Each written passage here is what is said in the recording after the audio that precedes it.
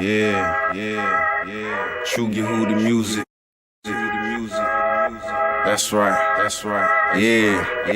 Look, True Yehudi, you don't feel me though. All right, so I'm titling this video Barbarians at the Gate. And by the end of this, we might change the title. But let's go back 60 years. Let's go back to the civil rights movement. Look at some pictures of that civil rights movement. You know, when our people was out there marching. What do you see? Compare it. Compare your social justice warriors from back then in the 50s and the 60s to your social justice warriors now. What's missing? It looks completely different. And I showed this to my kids in the classroom last year when they made me teach social studies. You go back to the 50s and the 60s, you saw our men and our women locked arms. Arms locked. Men had on 2-piece and 3-piece suits or trench coats. And our women had on feminine apparel. And we were standing united. And every now and then you saw some kids out there, but you saw the black family unit, right? What do you see 2016, 2017, 2018 up until now? Who are the social justice warriors now? You see women out there. Where are the men at? All right, so you had Malcolm. Malcolm warned us about these white liberals. These white liberals came in and convinced us, well, really convinced our women to get rid of our man. Now, when you get rid of your man, what happens? Some consequences of that. When you voluntarily walk away from male leadership, you voluntarily walk away from masculine authority in your communities, that's going to have detrimental effects. That's what led, when you get rid of real men, you're not going to have any order. And what's going to happen is you're going to have disorder, and that's going to cause a rise in your criminal class. Look at your average inner city right now. Who's doing all the shooting? Who's doing the shooting? What demographic?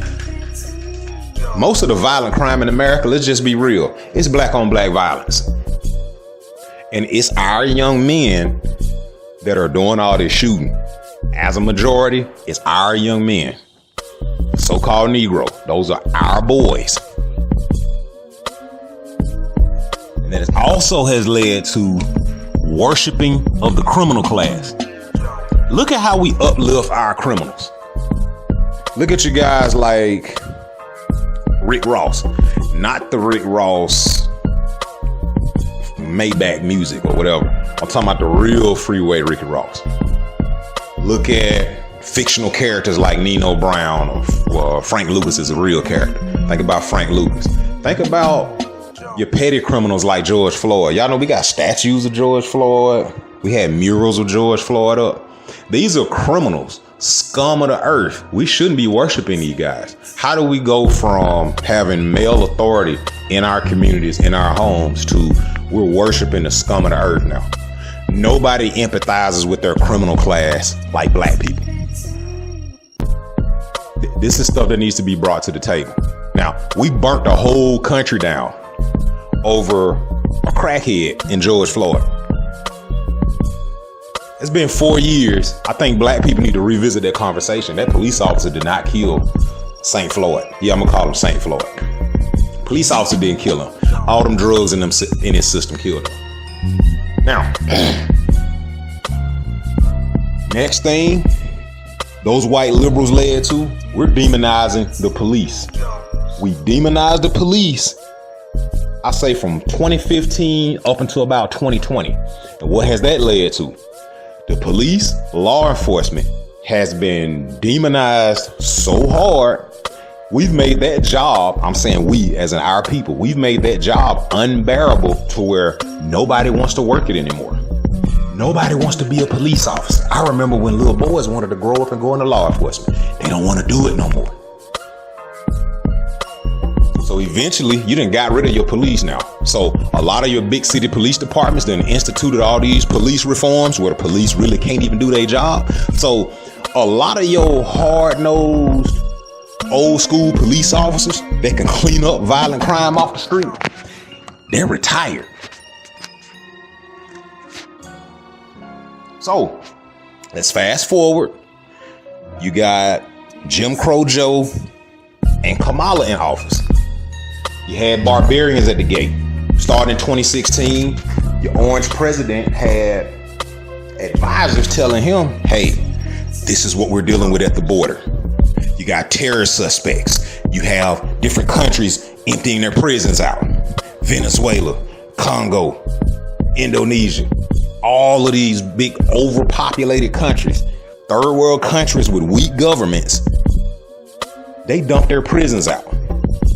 And they somehow, the World Economic Forum, well, it ain't no mystery. The World Economic Forum, y'all can look this up, funded the shipment and transportation of these criminals over to our southern border. And now they were at the border for a while. Now, advisors told Trump, hey, this is what we're dealing with. Trump goes on the news and Trump tells his advisors, hey, we need to put soldiers at the border. What do white liberals do? Oh, he's racist. Okay. So white liberals told you to hate. White liberals told you to hate Trump. Really, y'all can't even give a good reason why y'all hate Trump.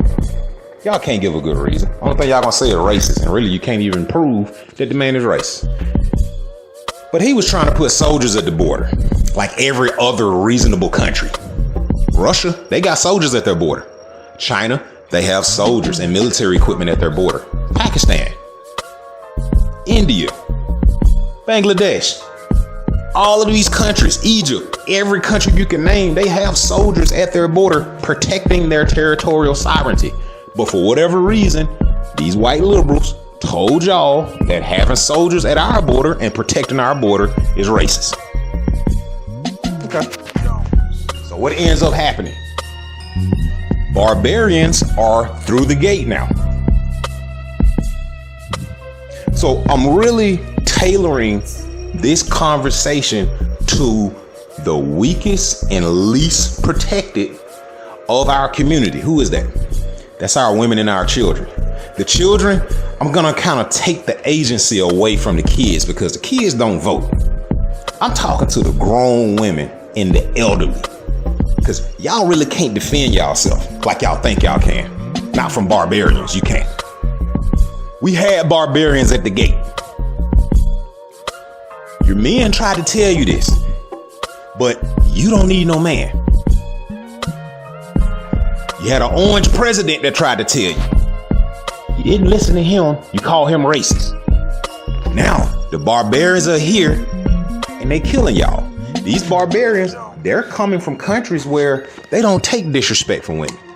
They come from countries where if they see a woman they want, they're gonna take something. That's why they was locked up in the prisons they was in over there. Violent crimes, I'm talking about violent crimes, stuff that we don't see over here. What's the most violent thing you heard of over here?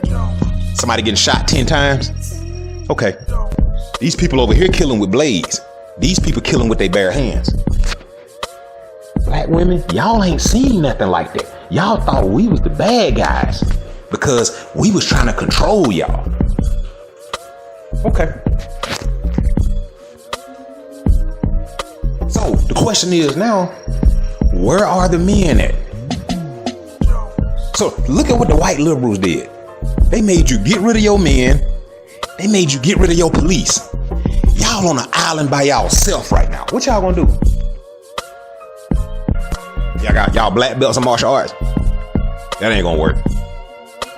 And half of y'all scared of guns. That's another thing the white liberals did. They told y'all guns was bad. So a lot of y'all don't even have guns. So where your protection gonna come from? Am I the only person that's seeing this? And some of y'all actually waking up and y'all asking where the men at. Hey, so here's the thing. I'm talking to black women. Y'all want to know where all the men at? We here. But my thing is this. Let your apology be as loud as your disrespect. Because your disrespect was loud and it was for a long time. Let your apology be loud just like that.